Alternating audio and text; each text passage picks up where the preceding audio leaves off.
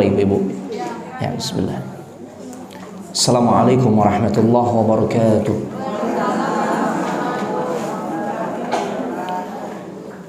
Innal hamdalillah nahmaduhu wa nasta'inuhu wa nastaghfiruh wa na'udzu billahi min shururi anfusina wa min sayyiati a'malina may yahdihillahu fala mudilla lahu wa may yudlil fala hadiya lahu asyhadu an la ilaha illallah wahdahu la syarika lahu wa asyhadu anna muhammadan 'abduhu wa rasuluh la nabiyya wa la rasula ba'dah.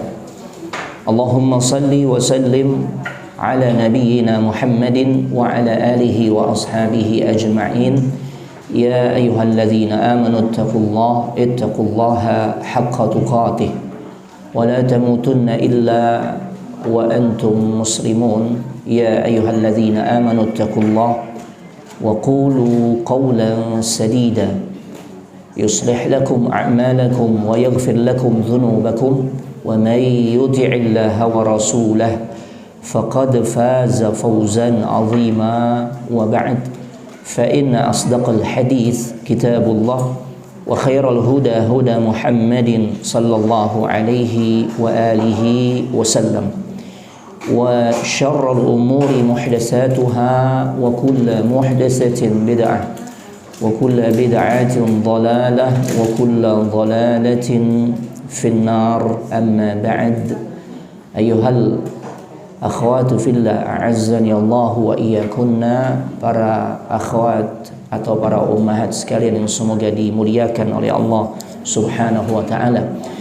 Alhamdulillah, kita sangat bersyukur kepada Allah Subhanahu wa taala di siang hari ini memasuki hari ke-20 di bulan Syawal 1445 Hijriah yang juga bertepatan dengan tanggal 29 April 2024. Bi'aunillahi wa taufiqihi, dengan pertolongan serta taufik dari Allah Subhanahu wa taala, kita semua bisa kembali dikumpulkan di dalam satu majlis yang mulia, yaitu majlis ilmu, yang insya Allah kita sangat yakin dan tentunya penuh harap lewat kemuliaan majlis ini semoga menjadi salah satu sebab yang akan memudahkan langkah kita semua untuk bisa masuk ke dalam syurganya Allah Subhanahu wa taala. Kenapa kita yakin dan penuh harap? Karena Nabi pernah menjanjikan, man salaka tariqan yaltamisu fihi ilman sahalallahu lahu bihi tariqan ilal jannah. Barang siapa yang melangkahkan kaki untuk bisa hadir ke dalam majlis ilmu, maka Allah akan mudahkan jalan orang tersebut untuk bisa masuk ke dalam syurganya. Mudah-mudahan kita dapat fasilitas itu. Apalagi majlis ilmu yang ibu-ibu hadiri komplit nih. Ya, ana dengar tadi, Masya Allah, ya mudah-mudahan Allah berikan keistiqomahan. Belajar salah satu ilmu yang paling penting untuk kita ilmui, yaitu ilmu Al-Quran. Belajar tajwid, Masya Allah. Insya Allah, mudah-mudahan kalau amalan ini terus dijalani, yang pertama ini akan memperbaiki kualitas ibadah ibu-ibu. Ya, karena kita salat pasti kita berkaitan dengan membaca Al-Quran. Semakin baik bacaan Al-Qurannya, semakin baik pula kualitas salatnya insya Allah. Sekalipun boleh jadi Allah takdirkan ana udah belajar Ustaz, tapi A dengan A ini susah banget ngebedainnya. Bahkan kadangkala larinya ke ngah gitu ya. Yang penting usahanya. Tuh, Allah tuh maha bijaksana. Makanya sampai-sampai Nabi menjelaskan al-mahiru bil Quran ma'a safaratil kiramil bararah. Orang-orang yang mahir di dalam membaca Al-Quran, merenungkan maknanya, ia menghafalkannya, dan tentu yang paling penting mengamalkannya, maka dia akan bersama para malaikat yang mulia. Motivasi berikutnya Nabi sampaikan buat orang-orang yang sedang belajar Al-Quran, yang dia mengalami banyak kesulitan. Walladzi yaqra'ul Qur'an wa yatata'ta'u fihi wa huwa syaqqun 'alaihi lahu ajran. Adapun orang-orang yang dia terus tuh nggak bosan, nggak nyerah belajar Al-Quran, walaupun dia mengalami fase yang sulit, syaqun alaih, bahkan yatata'ta itu terbata-bata, ya, yang lagi dibahas ain keluarnya apa gitu ya, ngain atau a dan sebagainya, yang dibahas ha, lagi-lagi ha gitu ya. Nggak apa-apa, yang penting terus menjalani ya fase di dalam belajar. Yang Allah hargai itu proses belajarnya. Karena Allah kan mengatakan dalam Al-Quran, la yukallifullahu nafsan illa wus'aha. Allah nggak pernah membebani kita dengan sesuatu yang di luar batas kemampuan kita. Ya, karena ibu-ibu nih ABG atau gimana ya sebutannya? ABG ya. Orang bilang angkatan babe gue gitu ya. Nah iya, ABG itu beda ya kondisinya saat dia belajar Al-Quran dengan anak-anak kita atau cucu-cucu kita yang masih seger nih, yang masih pada bocah tuh cepet banget tuh ya. Nah makanya sedapatnya, tapi dia terus belajar, maka ini yang Allah akan hargai ya. Karena anak juga memberikan bimbingan, anak berikan waktu khusus di setiap Senin dan Rabu ba'da subuh. Pesertanya itu bapak-bapak, ya kebanyakan ABG memang 60 tahun, 70 tahun ya. Memang anak khususkan tuh untuk mereka ya. Masya Allah, sekalipun hampir 1 tahun ya untuk ngebedain ain dan hamzah itu nggak kelar-kelar, tapi dia terus belajar, nggak pernah nyerah ya. Berhentinya nih orang, 3 orang dari sekitar 14 peserta, sekarang tinggal 11 kurang lebih ya. Yang 3 orang ini berhenti bukan karena malas, tapi karena Allah memang udah sampein ajalnya. Masya Allah. Mudah-mudahan itu jadi tabungan amal salehnya tuh, karena dia terus berjuang. Ibu-ibu juga demikian ya. Nah, setelah ibu-ibu ikuti kajian tahsin, Masya Allah, lanjut dengan ya kita ta'lim, ya kita ikut kajian yang insya Allah tema yang akan kita angkat di kesempatan pagi hari ini, pagi menjelang siang, yaitu bagaimana kita bisa merawat ketaatan setelah menjalani musim Ramadan.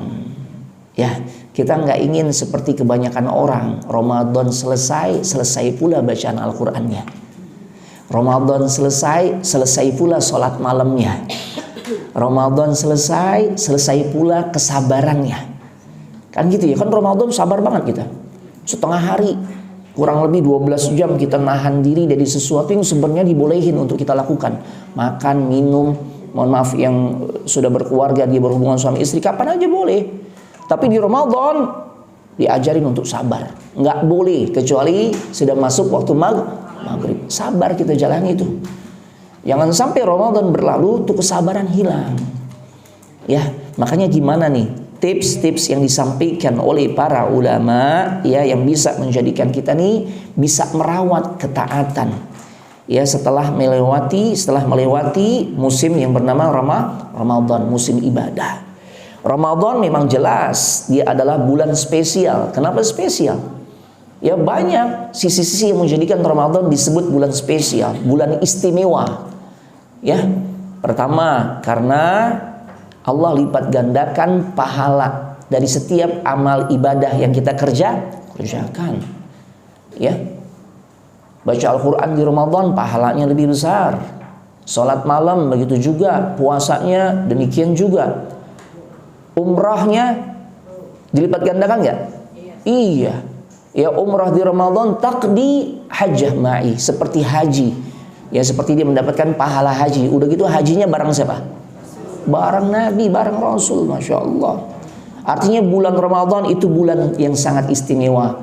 Ya, semua kebaikan, semua ibadah dilipat gandakan pahalanya. Kemudian Allah dukung kita, Allah support kita, Allah mudahkan kita ya untuk melaksanakan ketaatan di Ramadan. Baca Al-Quran sehari 1 juz, enteng gak di Ramadan? Enteng. Coba Ramadan udah selesai ya, oh iya ditinggalin. Andai pun gak ditinggalin, baru setengah baris, baru setengah halaman, nguapnya udah 10 kali. Nah, udah beda.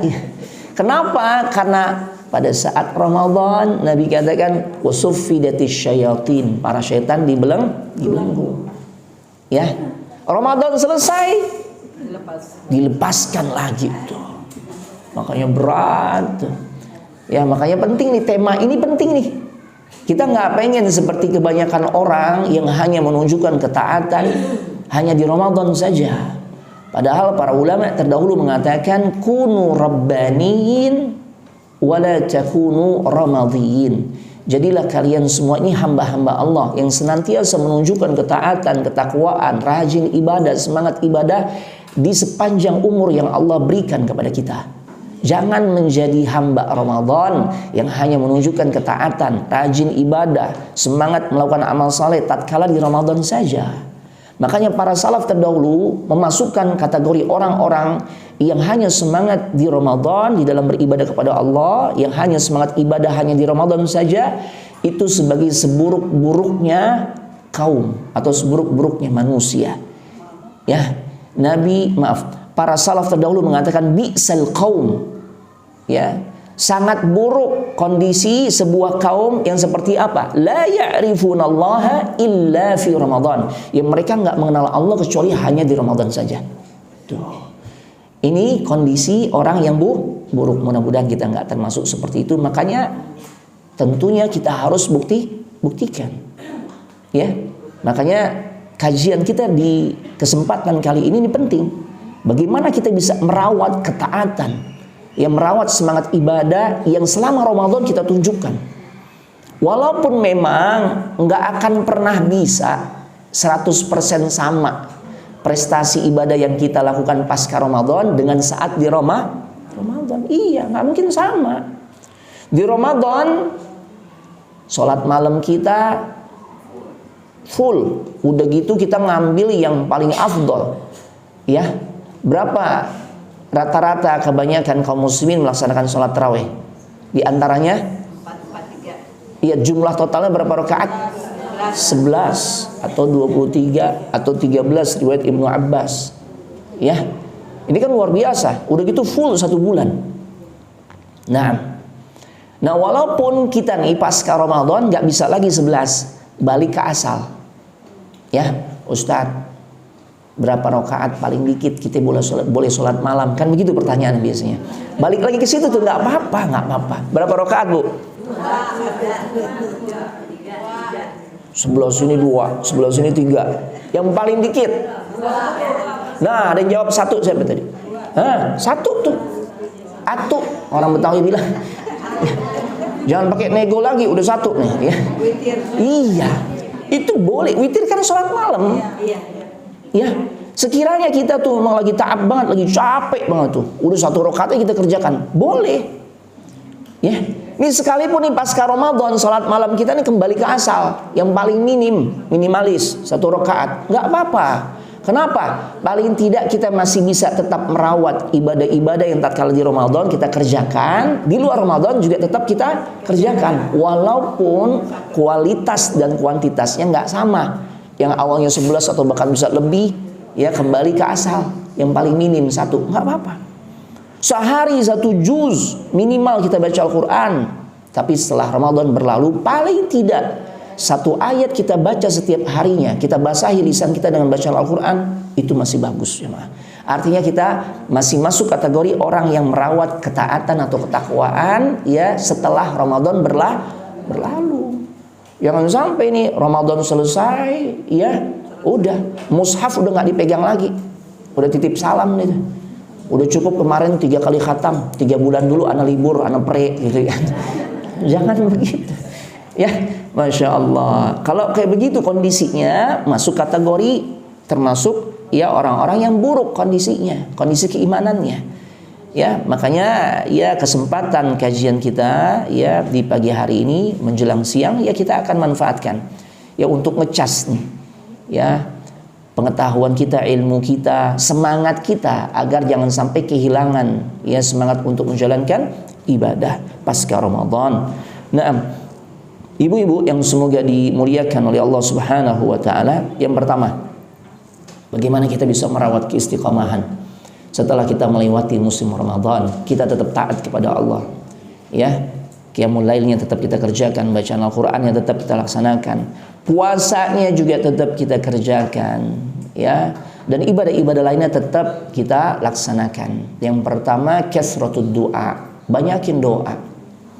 Ya, ini pertama. Karena doa ini bentuk ibadah kita kepada Allah. Salah satu bentuk ibadah kita kepada Allah. Pemasrahan diri kita kepada Allah. Karena kita sadar kemampuan kita terbatas. Ya, makanya kita bersandar kepada Allah, di antaranya lewat doa yang kita sampaikan. Nah, perbanyak doanya ini dalam bentuk dua macam doa. Yang pertama doa yang isi kandungannya kita pengen Allah terima ibadah kita. Ya. Yang pertama kan tipsnya perbanyak doa. Bentuk doanya seperti apa? Yang pertama minta kepada Allah, berdoa kepada Allah yang dimana isi doanya agar Allah terima ibadah kita. Ini penting. Ya. Agar Allah terima ibadah kita.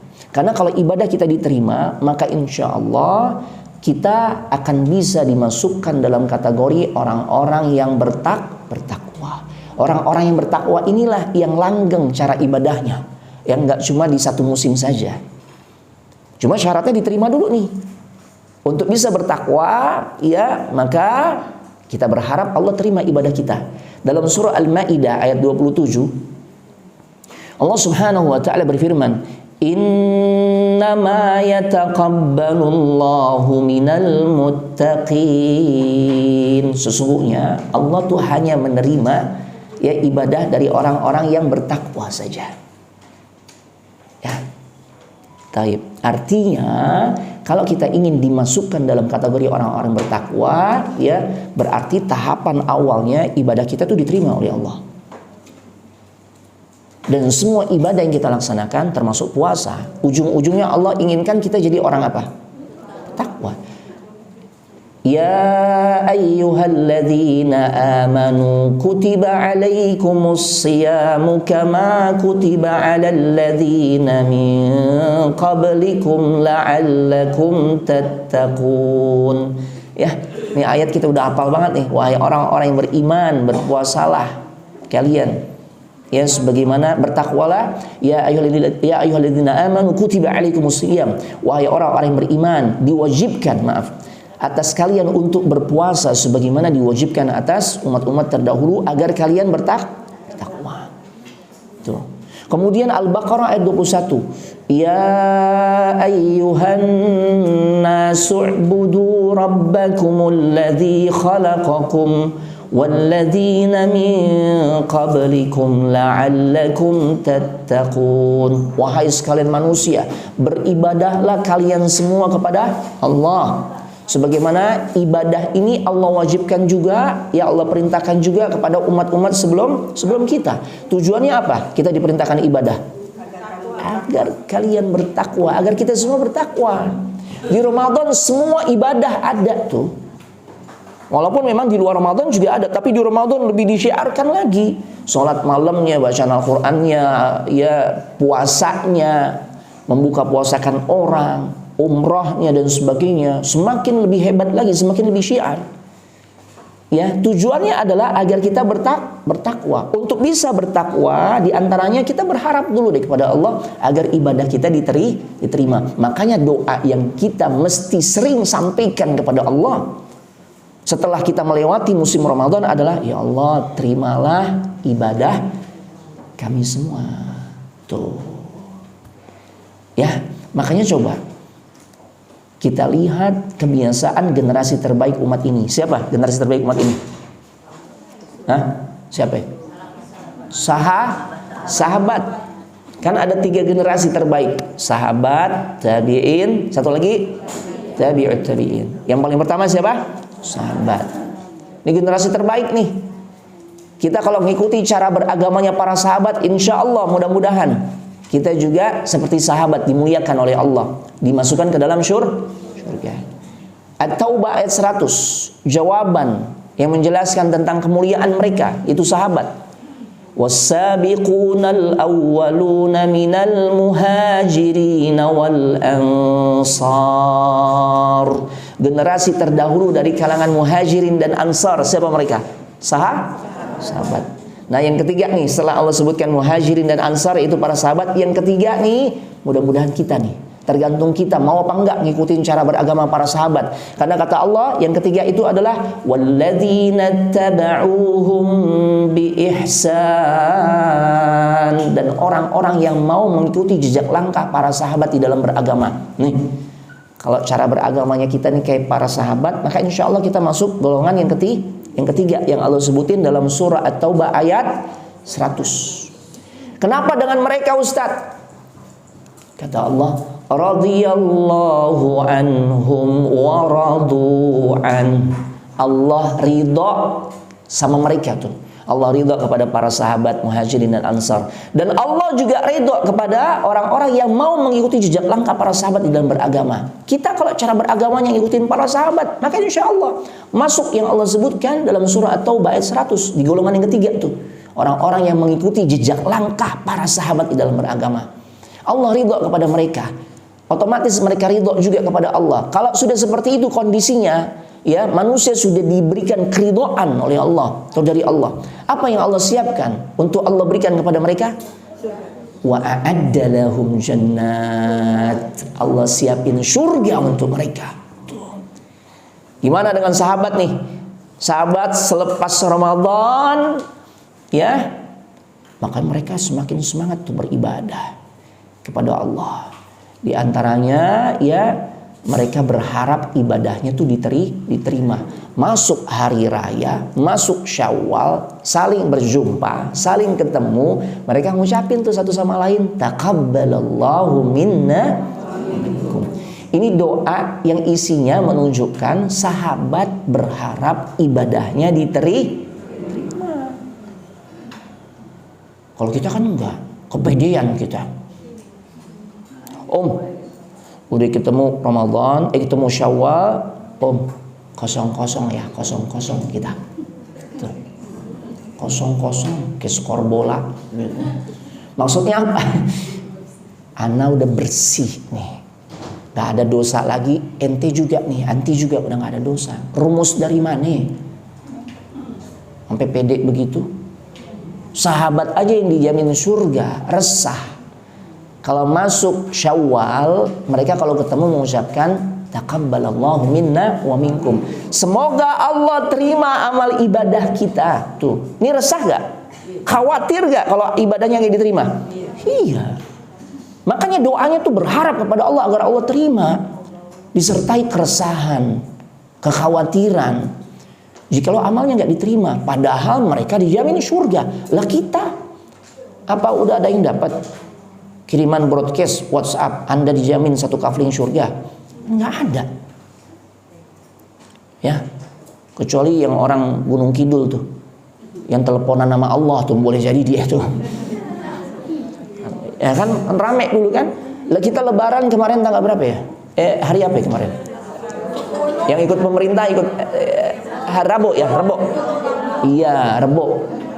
Jumat dia udah pada Id di Gunung Kidul. Udah makan ketupat tuh mereka pada. Ya. Masya Allah. Ketika ditanya kenapa beda dengan kaum muslimin lainnya, ini bedanya jauh banget nih. Masih 5 hari lagi tuh. Apa dikatakan? Udah dapat telepon dari Allah. Subhanallah. Oh, ini orang, ya Allah. Sekarang tuh begitu, makin stres, makin ditaati. Lu iya tuh udah pengikutnya, pemimpinnya kayak begitu tuh. Mbah Benu namanya. Ya, kayak Haji Ibnu Hajar Pranolo dengan komunitasnya Aulia. Ya Allah, kayak begitu. Udah dapat telepon dari Allah. Kalau anak ketemu, anak tanya nomor teleponnya berapa be, gitu ya. Subhanallah. Video callan gak ente, begitu kan? Banyak orang stres di zaman sekarang. Ya, pede banget tuh. Merasa dirinya begitu mulia sampai bisa berkomunikasi kepada Allah lewat telepon tuh. Padahal sahabat aja takut tuh kalau amalnya nggak diterima. Adabnya luar biasa sahabat. Iya, na'udzubillah. Ini zaman sekarang ini banyak orang kebablasan, banyak orang stres, tapi justru mereka dijadikan sebagai panutan, sebagai tokoh. Na'udzubillah. Ya. Ini kita perlu sampaikan hal-hal seperti ini, ya. Naam. Jadi doa yang pertama yang harus sering kita sampaikan kepada Allah, doa yang isinya minta kepada Allah agar Allah terima ibadah kita. Tuh, karena nggak ada jaminan siapapun kita bahwasanya ibadah kita ini pasti diterima. Ada dua sosok yang hebat, ya, yang luar biasa, mulia di sisi Allah. Ya, bapak dan anak ini punya jasa besar di dalam membangun Ka'bah. Binaul Ka'bah. Siapa? Nabi Ibrahim dan Nabi Ismail. Allah ceritain tuh di dalam Al-Quran, Al-Baqarah 127. Wa idh yarfa'u Ibrahimul qawa'ida minal bait. Ya, Al-Baqarah ayat 127. Silakan. Wa idh yarfa'u Ibrahimul qawa'ida minal baiti wa Ismail. Dan ingatlah ketika Nabi Ibrahim dan juga putranya itu Nabi Ismail alaihi wassalam yang ngebangun Ka'bah, meninggikan ya bangunan Ka'bah. Setelah keduanya ya menyelesaikan tugasnya membangun Ka'bah, apa doa yang beliau sampaikan? Rabbana taqabbal minna innaka antas sami'ul alim. Wahai Rabb kami, taqabbal minna, terimalah semua amal-amal saleh kami ya Allah. Terimalah amalan saya bersama putra saya ini ngebangun Ka'bah. Karena Engkau Maha mendengar lagi Maha mengetahui. Beliau nggak ongkang-ongkang kaki, tinggal nunggu transferan pahala. Lah kan Ka'bah dibangun oleh anak. Otomatis setiap orang yang datang ke Ka'bah untuk ibadah kepada Allah, siapa orang yang pasti dapat transferan pahalanya? Nabi Ibrahim dan Nabi Ismail. Tapi beliau nggak ongkang-ongkang kaki, nggak merasa tenang, nggak kepedean. Justru doa pada Allah dengan doa ini nih. Ya Allah, terima ya Allah semua amal ibadah kami membangun Ka'bah, yang dengan sebab aku melaksanakan perintah Engkau tatkala akan menyembelih putraku Ismail, kemudian Engkau ganti dengan ya domba qibash, kemudian jadi dasar pensyariatan ibadah kurban. Otomatis setiap kita kurban, siapa orang yang paling banyak mendapatkan transferan pahala? Nabi Ibrahim. Ya, belum lagi keluarganya tuh. Bukan cuma Nabi Ibrahim. Dengan sebab siapa? Dengan sebab perbuatan siapa kita kemudian melakukan ibadah sa'i? Hajar kan yang 7 kali bolak-balik tuh Safa Marwah, kemudian menjadi dasar Allah tetapkan sebagai ya penetapan syariat atau ibadah sa'i bagi orang-orang yang haji ataupun umrah. Keluarganya siapa Hajar?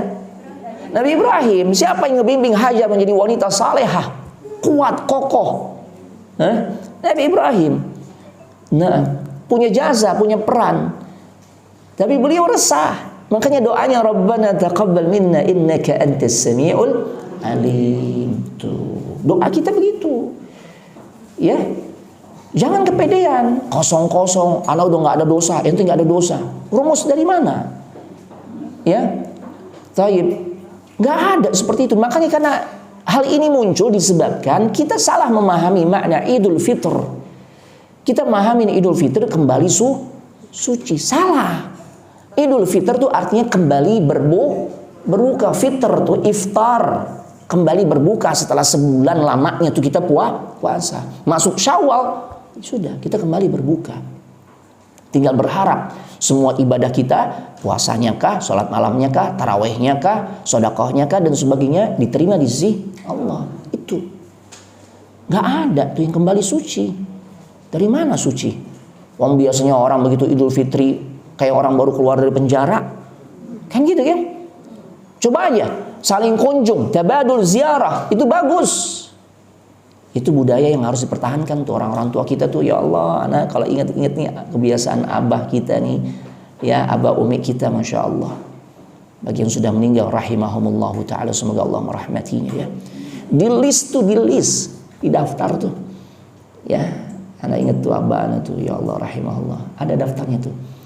Ya masya Allah, paling enggak seminggu tuh rutin tuh. Ya mungkin hari kedua atau hari ketiga nih ke rumah family abah nih, ya kita datengin sehari. Hari ketiga nih 3 rumah, hari keempat, hari kelima, sampai kurang lebih 1 pekan tuh. Bayangin ini 1 pekan nih, Masya Allah, tiap kita mampir, kita makan nastar. Setoples habis tuh. Ya sepekan sih kelar kayaknya, khatam tuh. Nastar, putri salju, itu kelar tuh ya, Masya Allah. Ilahi. Hah? Kaak, ya Allah. Kaak tuh enak bener tuh ya, Masya Allah. Kelar tuh, Masya Allah. Kenapa? Ini budaya bagus nih. Ya seperti itu. Ya. Jadi bukan kembali suci, enggak. Nah, saat kita berziarah, saling kunjung, jangan justru melakukan dosa. Kadang-kadang kan begitu, baru masuk hari raya, baru lepas Ramadan, udah cipika-cipiki. Laki-laki perempuan bukan mahram. Terjadi gak? Terjadi. Jangankan cipika-cipiki, salamannya dicekel, dipegang tuh, itu bahaya tuh, nggak boleh tuh. Nabi katakan, la an yuta'anna fi ra'si ahadikum, ay fi ra'si rajulin. Sekiranya seorang laki-laki itu kepalanya ditusuk dengan paku dari besi, ya, itu lebih baik kondisinya dibandingkan dengan seorang yang terlalu bermudah-mudah untuk ya memegang wanita yang bukan mahramnya, bersentuhan dengan wanita yang bukan mahramnya. Bukan muhrim ya. Kalau muhrim, orang yang sedang ihram untuk haji ataupun umrah. Udah habis nih. Ada stok baterai ya? Nggak ada? Ya udah dah. Kalau gitu kita teriak-teriak kalau begitu. Nah, ya. Nah seperti itu. Jadi nggak boleh, Bu. Kita pakai salaman. Di kita kan ada salaman jarak jauh. Itu aja.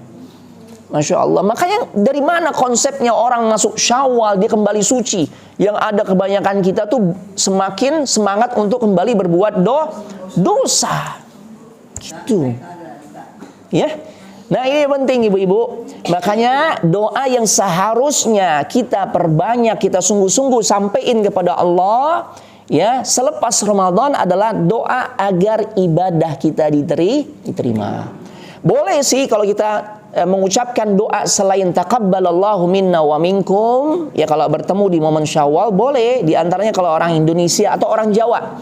Istri anak Jawa soalnya. Jadi anak suka dengar nih, ya. Orang-orang Jawa tuh kalau di momen hari raya suka mengucapkan Sugeng Riyadi. Ada yang suaminya Pak Sugeng? Iya.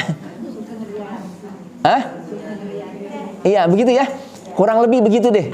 Ya, Anda dengar apaan tuh kok Sugeng, Pak Sugeng dipanggil-panggil? Enggak, itu ucapan di momen hari raya gitu, bersukacita di hari raya. Gitu ya. Nah, seperti itu ya. Kurang lebih seperti itu. Boleh.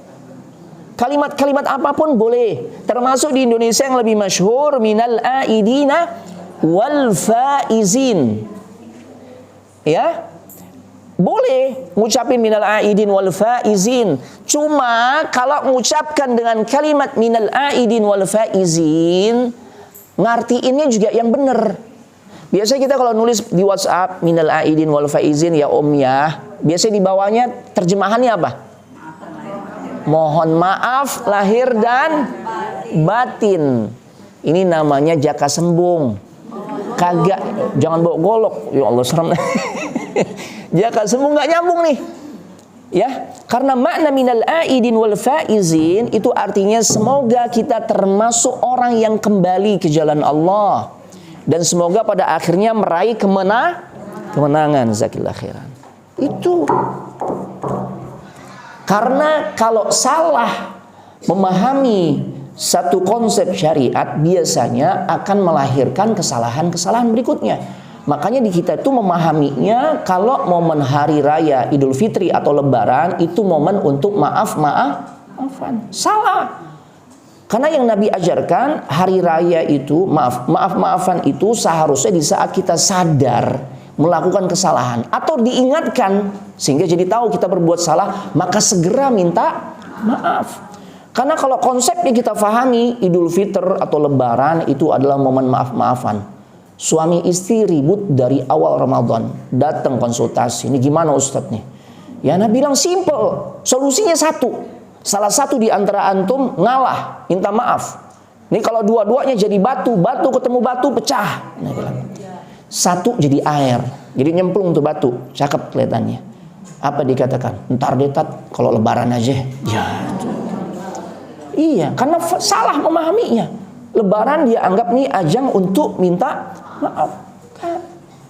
Makanya kan kita sering tuh dapetin, ya, pujangga dadakan di Lebaran. Ya, yang kalau bikin kalimat-kalimat puitis minta maaf tuh, ketika tangan udah nggak bisa lagi menjabat, kaki nggak bisa lagi melangkah, ku sampaikan permohonan maaf ini kepada dirimu. Wow, mohon maaf lahir dan batin. Ana kalau dapat nih kiriman WhatsApp yang kayak begini, ana nggak jawab iya sama-sama, nggak. Ana jawab, antum jangan main HP. Iya, berobat sono. Loh kok gitu Ustaz? Iya, orang tuh kalau udah nggak bisa lagi menjabat, nggak bisa melangkahkan kedua kaki, ini ciri minimal stroke ringan. Ana bilang, ya, laib ya. Jadi gitu ya. Naam. Baik, kita lanjut nih. Kita lanjut doa apa yang berikutnya nih? Masih tetap cakupan doa. Poin pertama doa. Ya, perbanyak doa. Doa yang pertama bentuknya minta agar Allah terima amal kita. Karena kalau amal kita udah diterima, kita dimasukkan dalam kategori orang yang bertakwa. Dan orang-orang yang bertakwalah yang memang dia bisa langgeng menjalankan ibadah kepada Allah sepanjang hidupnya. Yang kedua, bentuk doanya masih dalam poin pertama, ya, doa yang isinya adalah minta diberikan keistiqomahan dari Allah untuk terus semangat ibadah. Ini kalau Ramadan berlalu, maka berlalu pula bacaan Al-Qur'annya, karena dia merasa udah 3 kali Ustadz, ana libur dulu 3 bulan. Ini namanya nggak istiqamah. Tuh. Ya. Padahal amalan yang paling dicintai oleh Allah Subhanahu wa taala itu adalah amalan yang istiqamah. Ketika Nabi ditanya, Ayyul a'mal ahabbu ilallahi ta'ala, amalan apa ya Rasul yang paling dicintai oleh Allah? Maka Rasul mengatakan adwamuha wa in qalla, amalan yang dikerjakan secara terus menerus, istiqamah, dawam, continue, walaupun sedikit. Na'am, tafadhal. Ya, seperti itu. Istiqamah. Makanya doa yang kita sampaikan kepada Allah setelah Ramadan selesai, minta istiqamah. Di antaranya doanya apa Ustadz? Ya, pertama, ya, alhamdulillah. Yang pertama adalah resapi. Taib, zakillah khair. Ininya ada kepencet. Oh, masya Allah. Yang pertama, ya, doa yang sebenarnya selalu kita baca nih minimal 17 kali. Ihdinas siratal mustaqim. Makanya itu kalau kita sholat resapi setiap doa, setiap bacaan, setiap zikir yang kita baca. Ini kan 17 kali nih, akrab banget sama kita. Ya. Di luar sholat sunnah 17 kali. Ihdinas siratal mustaqim. Tunjuki kami ya Allah jalanmu yang lurus. Minta istiqamah. Kalau orang istiqamah tuh jalannya lempeng lurus, sehingga cepat sampai tujuan. Nggak belok-belok tuh. Emang sampai sih, cuma capek. Kalau ada waktunya sehingga bisa sampai tujuan. Kalau udah pakai belok-belok kan, kita pengennya kan jalan cepet tuh, lurus. Ya makanya kita kalau mudik kemarin lewat mana? Biar cepat sampai. Jalan tol biar cepat sampai. Orang-orang yang istiqamah adalah orang-orang yang insya Allah akan cepat sampai tujuan, meraih kemuliaan di sisi Allah. Doanya nih, ihdinas siratal mustaqim. Yang banyak ulama mengatakan ini di antara bentuk doa terbaik yang ada di dalam sholat kita, yang terdapat di dalam surah Al-Fatihah, dalam surah terbaik yaitu ihdinas siratal mustaqim. Tuh. Ya, kita minta petunjuk dari Allah, karena untuk bisa istiqamah itu pastinya butuh bantuan dari Allah. Ya. Taib, kemudian doa yang sering Nabi baca, ya muqallibal qulub, tsabbit qalbi ala dinik. Wahai yang membolak-balikan hati semua manusia, kokohkan hatiku di atas agamamu. Rabbana la tuzigh qulubana ba'da idh hadaitana wa hab lana min ladunka rahmah. Emang habis ini. Jadi ndut-ndutan. Tuh, aneh nggak pencet nih, aneh megang sininya. Emang habis nih, ya. Baik. Ya. Jadi seperti itu. Ya. Doanya tadi ihdinas siratal mustaqim, kemudian ya muqallibal qulub tsabbit qalbi ala dinik, kemudian rabbana la tuzigh qulubana ba'da idh hadaitana wa hab lana min ladunka rahmah. Itu doa innaka antal wahhab. Itu doa ada dalam surah Ali Imran ayat 8. Ya. Lah. Enggak diturunin. Nih, nanti mati lagi. Ana megangnya ini nanti. Ya. Tapi kalau ada baterai cadangan boleh. Nah.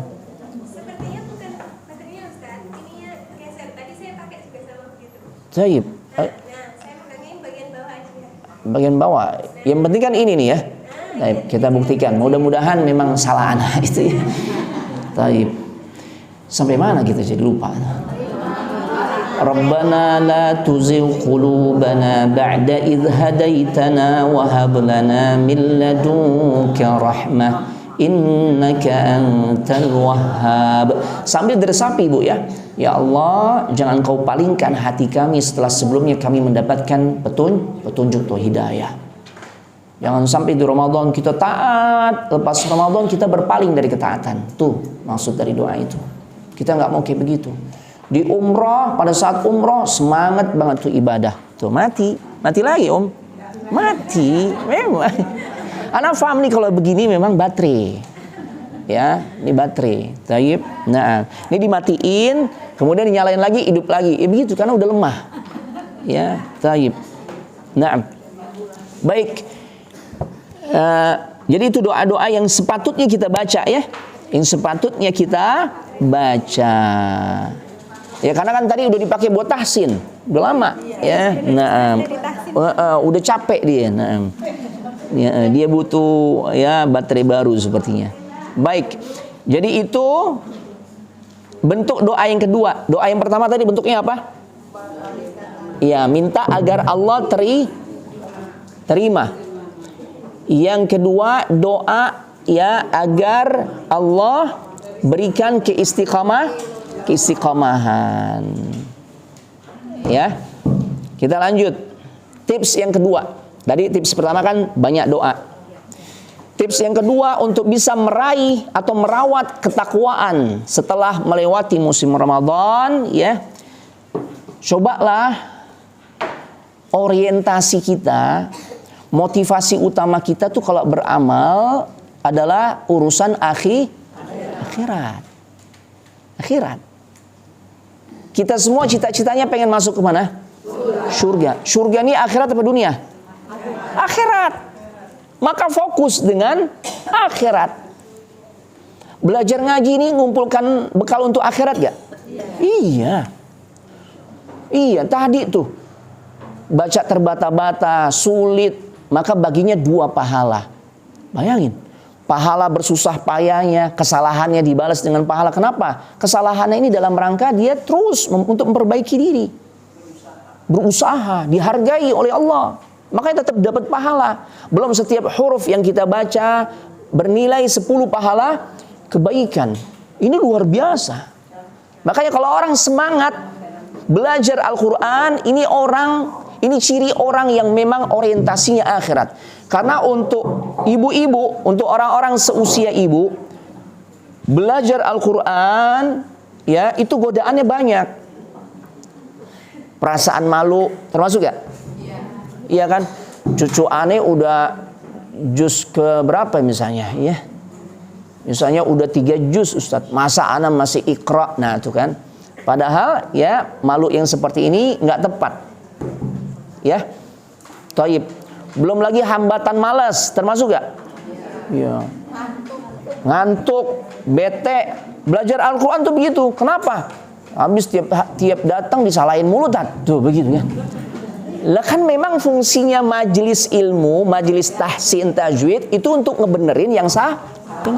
Jadi harus siap ya tatkala dikoreksi. Ya, mudah-mudahan ya Allah sakil akhiran. Ya, jadi seperti itu. Jalani Ibu. Karena memang keutamaannya besar nih belajar Al-Qur'an. Cuma memang ujiannya berat. Makanya ya majelis-majelis tahsin atau kelas tajwid itu Masya Allah.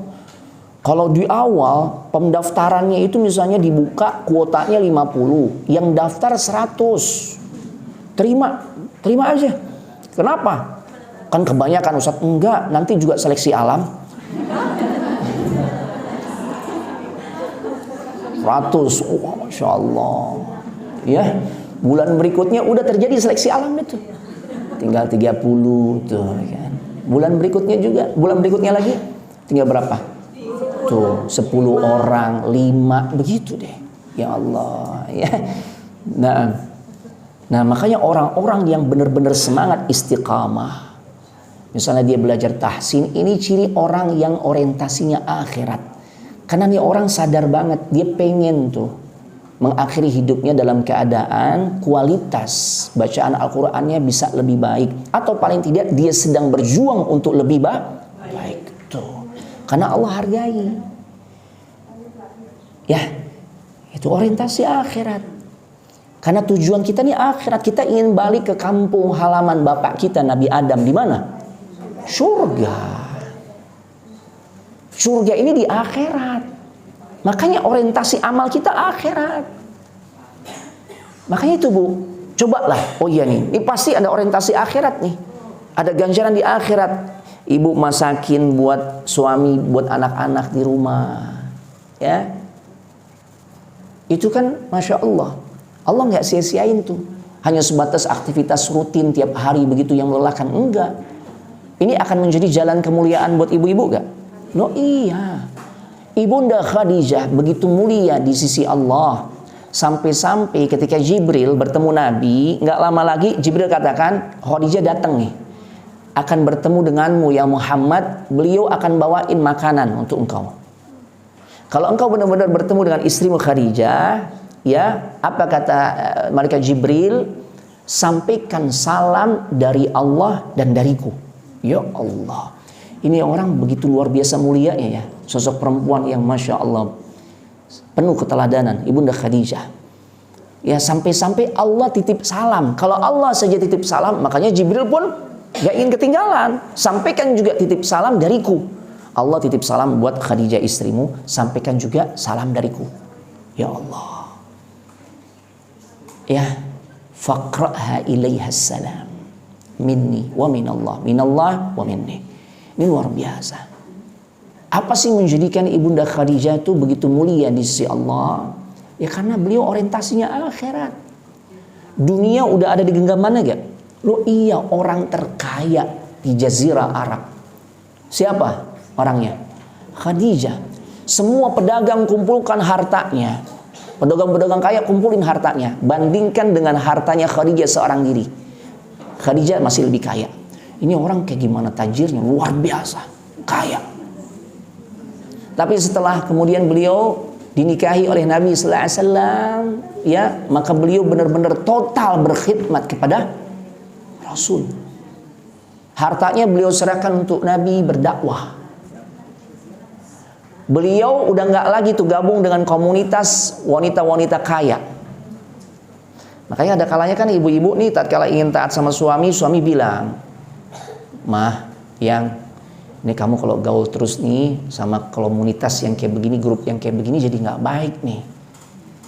Ya, demennya shopping mulu nih tuh misalnya gitu. Ya, gosip mulu dan sebagainya, udah dibatasin. Nah ini kan pengorbanan ya.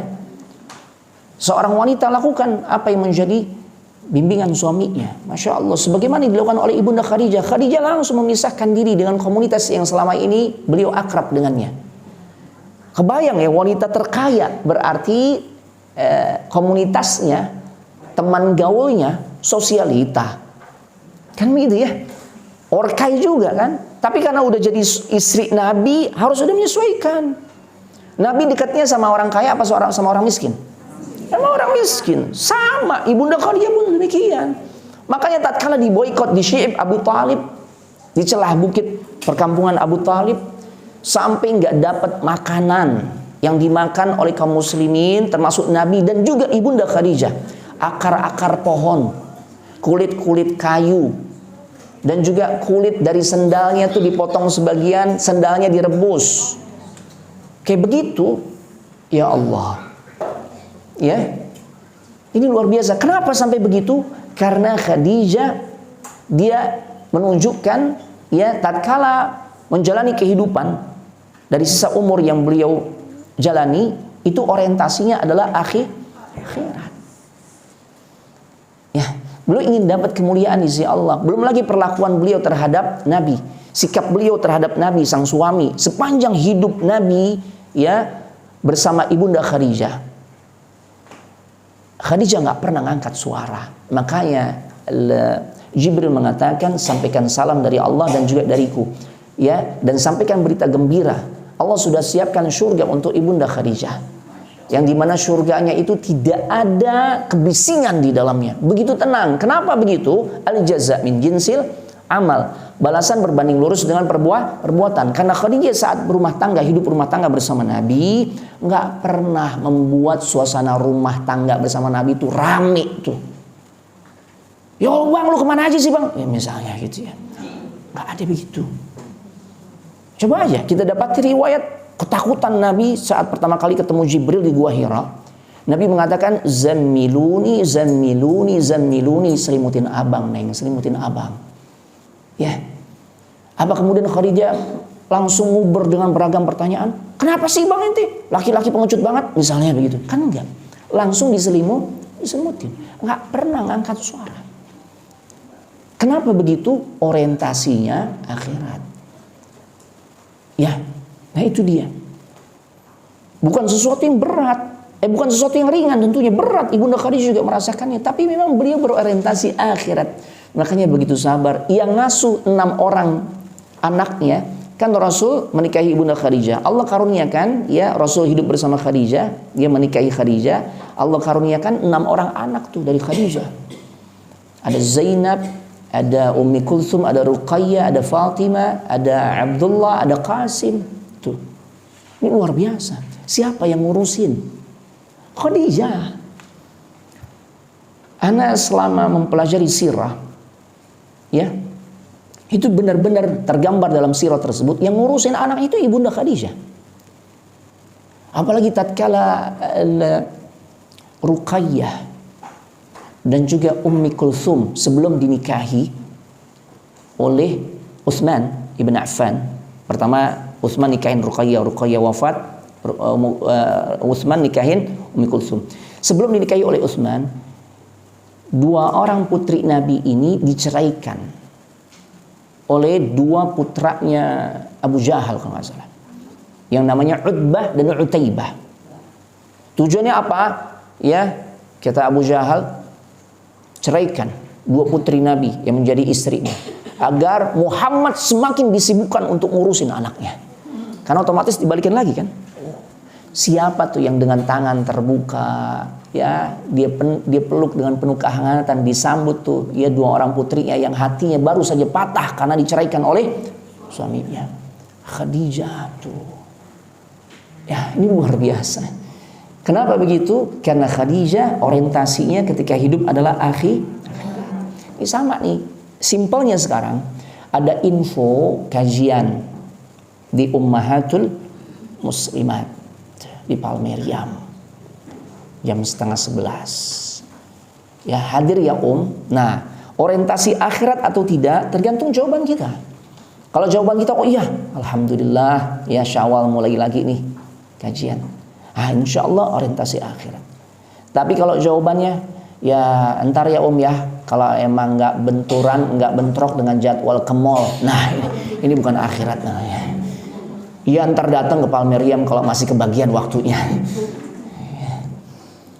Aneh mau shopping dulu. Nah, ya Jadi kalau kita mau tetap merawat ketaatan, ya, pasca kita melewati musim Ramadan, maka berorientasilah dengan orientasi akhirat. Tujuan kita di dalam beramal itu adalah akhirat. Timbang-timbang dulu nih, ini kira-kira baik gak nih untuk akhirat anak. Gitu. Insya Allah istiqamah. Yang berikutnya, untuk bisa istiqamah, merawat ketaatan setelah melewati musim Ramadan, ya, kerjakan ibadah secara bertahap, tapi berkesinambungan, terus-terusan, tapi bertahap. Kita kan kadang-kala kalau udah semangat, pengennya yang terbaik kan gitu ya. Ustadz, puasa paling mantep setelah Ramadan apa Ustadz? Puasa sunnah apa yang paling mantep? Daud. Puasa Daud yang paling afdal. Seutama-utamanya puasa sunnah Nabi katakan adalah saumu Daud. Puasa Nabi Daud, sehari puasa, sehari enggak. Begitu selang-seling. Oh gitu Ustaz ya, ana mau puasa Daud Ustaz, tapi dia enggak melewati tahapan awal. Ini kan enggak gampang. Sehari puasa, sehari enggak. Harusnya dia dari awal dulu tuh, ngelatih dulu dari yang paling gampang. Ayyamul Bid, tanggal 13, 14, 15 Hijriah, sebulan cuma 3 kali. Kalau Senin Kamis kan banyak, 8 kali itu paling enggak. Paling enggak yang paling dikit deh. Ya, Ayyamul Bid tuh. Kenapa? Untuk melatih dulu. Kalau ternyata Ayyamul Bid udah mulai istiqamah, kurang deh. Kalau cuma 3 hari sebulan, lanjut lagi Senin Kamis. Ya. Kurang deh kayaknya, aduh anak belum puas nih kalau cuma Senin Kamis sama Ayyamul Bid. Ya sudah, cobalah Daud. Yang kayak begini bisa nih. Kenapa? Udah lewat proses latih. Ya. Tapi kalau langsung Daud, puasa Nabi Daud, hampir bisa dipastikan. Belum sebulan juga, aduh cukup titip salam udah. Anak undurin diri itu. Kalau orang kerja resign gitu ya udah deh, ya Allah. Iya. Makanya kan coba nih, Nabi bimbing kita untuk bertahap. Setelah Ramadan selesai, ternyata ada perintah untuk tetap mengerjakan puasa. Dan puasa ini kata para ulama menjadi standar minimal kita buat yang belum doyan puasa sunnah, yaitu puasa Syawal. Bayangin ya, ganjaran pahalanya atau keutamaannya Nabi katakan man shama ramadhana, barang siapa yang telah menyelesaikan puasa Ramadannya, thumma atba'ahu sittan min Syawal, kemudian dia lanjutkan ya melaksanakan puasa 6 hari di bulan Syawal. Apa ganjaran yang Allah akan berikan? Kana lahu kasiyamid dahr, maka baginya dicatat seperti dia mengerjakan puasa setahun penuh. Tuh. Padahal nambahnya 6 hari. Ya. Tuh. Makanya kata para ulama, seminim-minimnya yang belum doyan puasa sunnah, puasa Syawal jangan enggak lakukan. Jangan enggak mengerjakan. Kenapa? Kita udah dihitung, udah dinilai oleh Allah seperti mengerjakan puasa setahun seminim-minimnya ini nih. Kalau kita yang belum doyan, belum biasa puasa Senin Kamis, Ayyamul Bid, belum lagi puasa sunnah lainnya, puasa Syawal kerjakan 6 hari. Ini tanggal berapa sekarang? 20 Syawal. Jangan nunggu nanti entar dekat tanggal 25, 26, 27, 28, 29, 30. Kalau Syawalnya 30 hari. Iya. Kalender Hijriah dalam 1 bulan kebanyakan 29 hari. Udah besok. Yang belum puasa Syawal, besok puasa Syawal. Yang belum kelarin. Gitu ya. Berkesinambungan, bertahap. Karena orang-orang yang cara ibadahnya seperti ini langgeng. Ya. Orang-orang yang ibadahnya seperti ini dia akan langgeng. Ya. Insya Allah. Jadi seperti itu ya. Seperti itu. Naam. Baik. Kita lanjut tips yang berikutnya ibu-ibu ya. Nah, termasuk juga sholat malam ya. Sholat malam bertahap dulu. Jangan ambil langsung 11. 1 dulu gak apa-apa deh. Ntar kan kita merasa malu sendiri. Ya Allah, giliran minta rezeki, ya Allah berikan rezeki yang luas, yang banyak ya Allah. Saya pengen kaya ya Allah. Tapi boleh gak minta kaya? Boleh. Ya, tapi lanjutkan.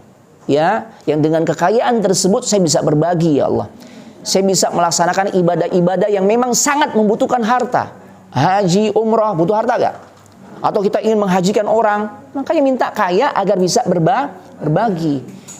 Boleh minta kaya, tapi jangan berhenti sampai pada kaya aja. Biar bisa show gitu ya, kiri kanan, ya gelangnya setengah on, misalnya 2 on, 3 on, bukan begitu, bukan. Sama, doa minta panjang umur boleh gak? Boleh, tapi lanjutin, buat ngapain? Bertakwa kepada Allah. Ya. Bukan buat nambah-nambah dosa. Ya. Jadi bertahap tuh. 1 dulu, ya nanti akan malu sendiri. Oh ya alhamdulillah 1 tuh udah nyaman. Ya masa sih giliran rezeki minta banyak. Sholat malam 1, malu sendiri. Nambah 3, 5, seterusnya sampai 11 atau bahkan lebih. Tuh, begitu. Jadi ibadah itu bertahap. Baca Al-Quran sama. Ya. Kan dianjurkan kita mengkhatamkan Al-Quran sekali setiap kalau yang mampu. Berarti target harian 1 juz. Gitu kan. Nah kalau belum mampu, paling tidak lisan ini setiap hari basah dengan bacaan Al-Quran. Tuh. Ya. Itu jadi bertahap. Karena dengan bertahap cara ibadah kita, insya Allah kita akan bisa istiqamah. Betul. Kita lanjut sekarang. Bagaimana tips berikutnya untuk bisa merawat ketaatan pasca Ramadan? Ya, para ulama katakan berkumpullah dengan orang-orang saleh. Nah, ini penting nih. Cari teman-teman yang baik. Kalau kata anak sekarang, jangan pilih teman yang toksik. Paham toksik? Anak-anak sekarang tuh bilang toksik, suka ngasih pengaruh yang jelek. Toksik itu racun maksudnya. Ya, ngasih pengaruh yang buruk tuh. Jangan. Pilih teman-teman yang memang baik. Teman di sini adalah teman akrab. Kalau dalam bahasa hadis disebutnya khalil. Ya. Taib. Ada sadiq, ada sahib. Tapi yang paling levelnya paling tinggi nih di dalam pertemanan itu namanya khalil. Ya. Teman yang benar-benar akrab deh. Kalau bahasa anak sekarang tuh bestie. Wah, itu bestie ana Ustaz, begitu misalnya. Karena itu punya pengaruh. Kalau teman kita orang baik, maka kita akan dibimbing ke arah yang baik. Kita mulai bengkok, udah mulai males. Jangan gitu om. Umur kita udah nggak lama loh om. Ya masa sih mulai berani ya chatting-chattingan sama laki-laki yang bukan suami, bukan mahramnya. Tuh. Kalau teman baik begitu tuh. Ya. Seperti itu. Nah, makanya perhatikan siapa bestie kita agar kita tetap bisa istiqamah di atas ketakwaan. Siapa teman baik kita nih? Ya. Nabi katakan bahwasanya al-mar'u 'ala dini khalilihi. Seseorang itu berada di atas agama teman akrabnya, bestinya. Falyanzur ahadukum wa man yukhalil. Maka perhatikanlah kepada siapa dia berteman atau jadikan teman akrabnya. Siapa tuh teman akrabnya? Makanya ibu-ibu perhatiin ya, anak-anak kita tuh tumbuh kembangnya, di antaranya yang perlu perhatian dari kita, siapa tuh yang jadi teman akrabnya. Karena itu gambaran dari anak kita juga. Loh iya. Kalau ternyata teman akrab anak kita tuh, ya Allah, yang pakaiannya aja ngumbar aurat, yang kata-kata atau ucapannya, kalimat-kalimat yang keluar dari lisannya kasar dan sebagainya, maka mau nggak mau kepengaruh gak? Pengaruh. Ya. Baik. Pasti akan kepengaruh. Ya. Nah, seperti itu. Iya, bercanda dia nih. Nah. Terus juga hilang lagi. Nah. Jadi kayak gitu ya. Agar bisa istiqamah, maka perhatikan orang-orang dekat kita, teman kita. Jadi gitu Bu ya. Jadi harus punya ketegasan. Kalau kita ternyata mendapati ada teman kita yang ternyata mengarahkan kita kepada keburukan, ya sudah, buat jarak. Buat jarak. Bukan berarti memutuskan, enggak. Tapi buat jarak. Karena gimana pun ada hak-hak persaudaraan sesama muslim. Tapi kalau untuk akrab lagi, enggak deh. Kenapa? Pengaruhnya buruk. Gak apa-apalah Om, sekali-kali ntar juga bisa taubat kan. Kan umumnya masih cantik, gak apa-apa. Kalau suami udah nyakitin terus, udah ada kesempatan laki-laki lain yang masuk. Nah tuh kan, toksik kan. Iya. Tapi kalau teman yang baik, tetap Om. Ini ladang amal untuk Umu. Dengan sabarnya Umu. Dan doa-doa yang penuh keikhlasan yang Umu sampaikan. Berharap Allah rubah tuh kondisi suami. Akan lebih sayang. Akan lebih taat kepada Allah. Nah ini kan luar biasa. Orang tetap berada di jalan kebaikan, istiqamah dengan sebab dia berada di lingkungan yang baik. Seperti itu. Ya Allah, ya. Naam. Kita memiliki teman-teman yang baik saja itu enggak jaminan terdampak dengan hal yang baik. Ya contohnya tuh, bayangin Abu Jahal, Abu Lahab, Umayyah dan gembong-gembong Quraisy lainnya, sebenarnya kan komunitasnya komunitas orang baik ya. Ada Nabi di situ kan. Nabi akrab tuh, mencoba mengakrabkan diri, bimbing mereka. Tapi karena mereka nggak mau tuh. Apalagi yang jelas-jelas temennya nggak baik. Ya. Makanya sebisa mungkin hidup kita tuh dikelilingi oleh orang-orang yang baik. Jangan ada orang-orang yang tidak baik yang dia termasuk akrab dalam kehidupan kita. Karena kalau seperti itu khawatir kayak Abu Talib. Abu Talib bergaul dengan orang baik gak? Oh iya. Kan ponakannya orang paling baik. Itu Nabi kita Muhammad. Akrab banget Abu Talib. Tapi dia juga akrab dengan Abu Jahal. Makanya saat kematiannya, ya, ajakan siapa yang diikuti oleh Abu Talib? Abu Jahal. Padahal Nabi ngajak Abu Talib ke jalan Allah gak? Iya. Nabi katakan, ya ammi qul la ilaha illallah. Wahai pamanku, ucapkan kalimat la ilaha illallah. Kalimatun uhajju laka biha indallah. Yang dengan kalimat tersebut aku bisa memberikan pembelaan untuk dirimu di hadapan Allah. Tapi di sisi lain Abu Jahal yang juga ada di situ mengatakan, ya Abu Talib, atarghabu millata abik? Ya. Ternyata Abu Jahal mengatakan, wahai Abu Talib, kamu udah benci dengan agama bapak moyangmu, yaitu Abdul Muttalib. Agama kesyirikan. Kamu udah benci. Kemudian siapa yang diikuti oleh Abu Talib? Abu Jahal. Dia nggak mau ngucapin syahadat. Ya. Maka begitulah juga seharusnya kita. Pilih teman yang baik.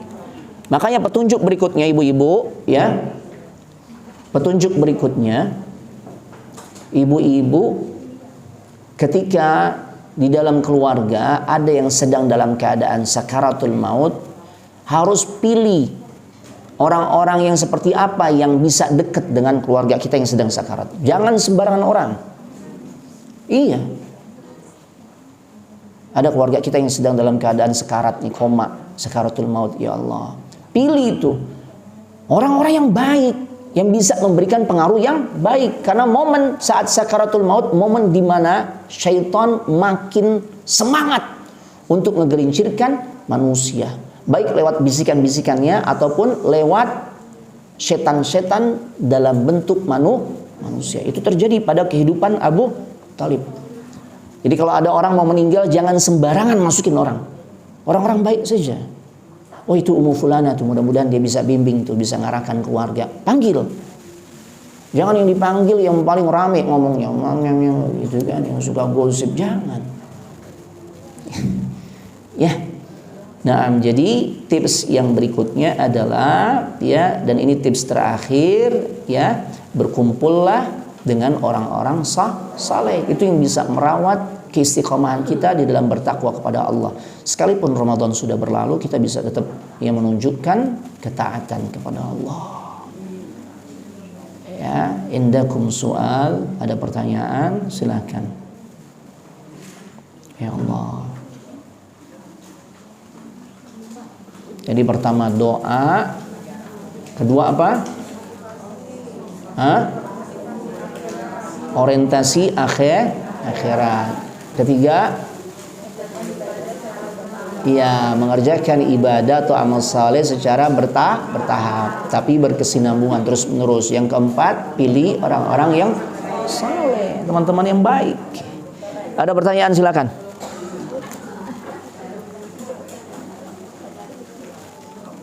Salam. Tafadhali. Taib, fi amanillah. Amin. Allah yahfazuk.